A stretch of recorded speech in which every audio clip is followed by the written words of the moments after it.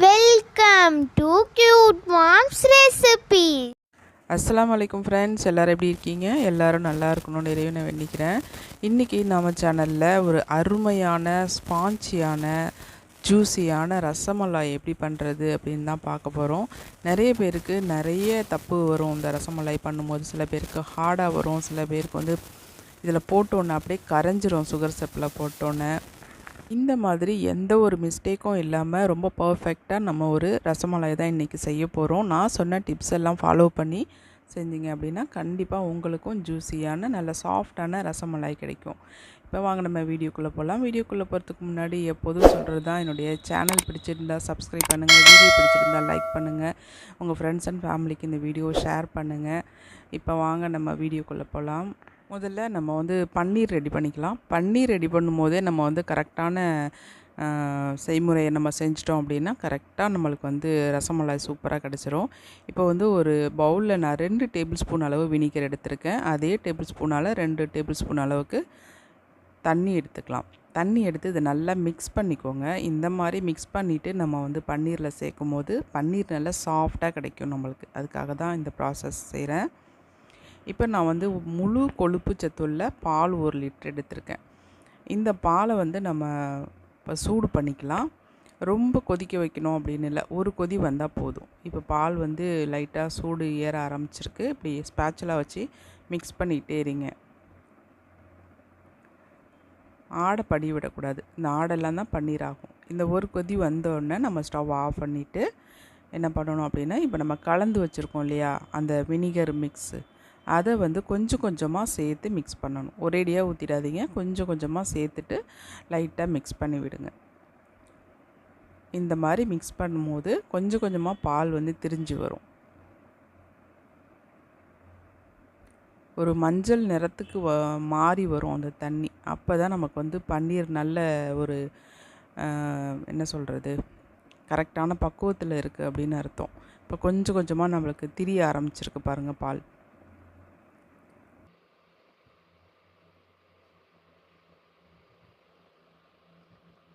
இப்போ எல்லாத்தையுமே நான் சேர்த்துட்டு மிக்ஸ் கொடுத்துட்டே இருந்தீங்கன்னா நல்லா பன்னீர் வந்து கிடச்சி வந்துடும் நமக்கு. பாருங்கள், எல்லோ கலரில் மாற ஆரம்பிச்சிருச்சு. இப்போ நமக்கு பன்னீர் ரெடி ஆகிடுச்சு. பன்னீர் அப்படியே இருக்கட்டும், அது ஆறட்டும். இப்போ மறுபடியும் நான் 1 லிட்டர் பால் எடுத்திருக்கேன். நான் வந்து இப்போ பசும்பால் எடுத்திருக்கேன்.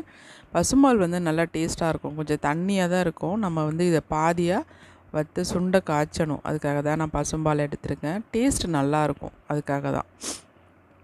இப்போ இது நல்லா வற்றி வரணும். இந்த ஓரத்தில் படிகிற ஆடையெல்லாம் நல்லா எடுத்து விடுங்க. அப்போ தான் பால் நல்லா டேஸ்ட்டாக இருக்கும். எடுத்து விட்டுட்டு நல்ல கொதி வந்ததுக்கப்புறமா நீங்கள் சிம்மில் வச்சுட்டு காய்ச்சிக்கலாம். பால் நல்லா கொதிச்சிட்ருக்கு. இப்போ வந்து ஒரு 4-5 டேபிள் ஸ்பூன் அளவுக்கு இதில் சுகர் சேர்த்துக்கலாம்.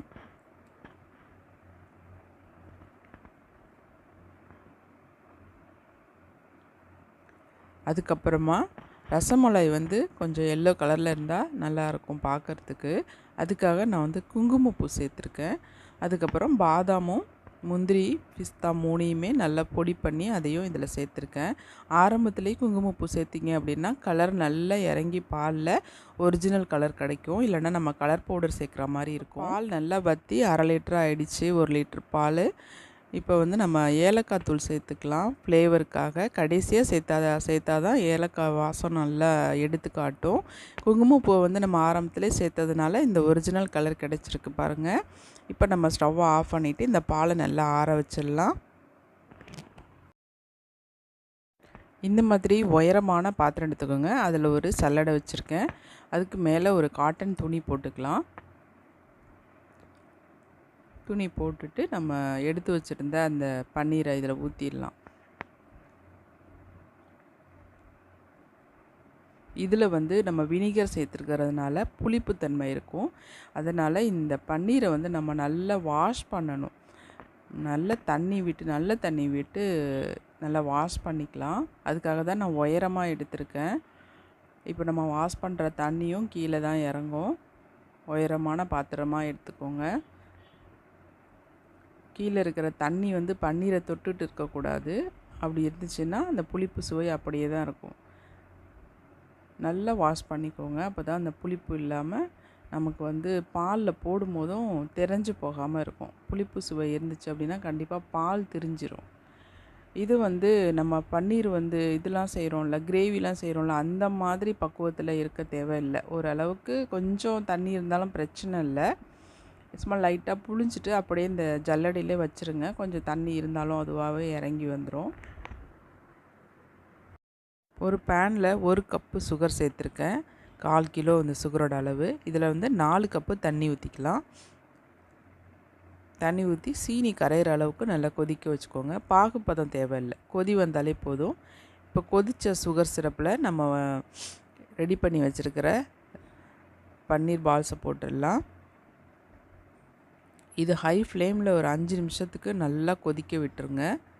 அதுக்கப்புறமா மூடி போட்டு மீடியம் ஃப்ளேமில் வச்சுருங்க ஒரு 5 நிமிஷம். நல்லா கொதி வந்துருச்சு. இப்போ ஒரு மூடி போட்டுட்டு 5 நிமிஷம் கழித்து பார்க்கலாம். இப்போ பாருங்கள், 5 நிமிஷத்துக்கு அப்புறம் எப்படி டபுள் ஆகிருக்கு பாருங்கள். இப்போ வந்து ஒரு ஸ்பூன் வச்சு அந்த பக்கம் திருப்பி விட்டுக்கலாம்.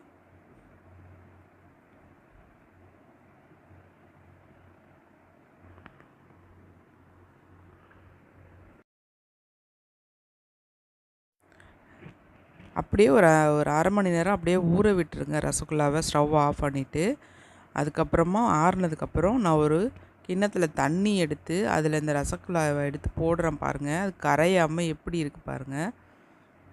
நல்லா சாஃப்டாகவும் இருக்குது. கொஞ்சம் கூட தண்ணியில் கரையில். திரும்பவும் நம்ம அழுத்தி போட்டோம்னாலும் அதே மாதிரி திரும்ப அதே பல நிலைக்கு வந்துருச்சு பாருங்கள். அவ்வளோதாங்க, இதுதான் மெத்தடு. ரசமலாயெல்லாம் எடுத்து நம்ம பிளேட்டில் அடுக்கி வச்சிடலாம். அடுக்கிக்கிட்டே ஒரு ஹதீஸ் பார்க்கலாம். இறை தூதர் ஸல்லல்லாஹு அவர்கள் கூறினார்கள், படைப்பினங்கள் மீது கருணை காட்டாதவர் படைத்தவனால் கருணை காட்டப்பட மாட்டார். இதை அறிவிக்கிறவர் ஜரீர் இப்னு அப்துல்லா அலி. நூல் புகாரி 6013 இருக்குது. இன்ஷால்லா செக் பண்ணி பாருங்கள். இப்போ நம்ம காய்ச்சி ஆற வச்சுருந்தா அந்த பாலையும் எடுத்து இதில் ஊற்றிடலாம். இதை வந்து சூடாகவும் சாப்பிட்லாம், நல்ல ஜில்லுன்னு ஃப்ரிட்ஜில் வச்சும் சாப்பிட்லாம். அது நம்ம இஷ்டம்தான். சூப்பரான ரசமலாய் ரெடியாக இருக்குது சாப்பிட்றதுக்கு. சாப்பிட்டு பார்த்துட்டு எப்படி இருக்குன்னு சொல்லலாமா? அவ்வளோதான் ஃப்ரெண்ட்ஸ், சூப்பரான ரசமலாய் ரெடியாக இருக்குது. சாப்பிட்டும் பார்த்தாச்சு, செம்ம டேஸ்ட்டாக இருந்துச்சு. மேலே கொஞ்சம் நட்ஸை தூவினீங்கன்னா இன்னும் சூப்பராக இருக்கும். இதே மாதிரி உங்கள் வீட்டில் ட்ரை பண்ணி பார்த்துட்டு உங்களுடைய கருத்துக்களை உங்களோட ஷேர் பண்ணுங்கள். மீண்டும் அடுத்த வீடியோவில் சந்திக்கலாம் இன்ஷா அல்லாஹ்.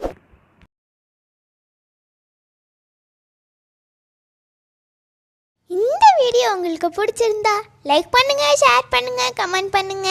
மறக்காம நம்ம சேனலை சப்ஸ்கிரைப் பண்ணிக்கோங்க. தேங்க்ஸ் ஃபார் வாட்சிங்.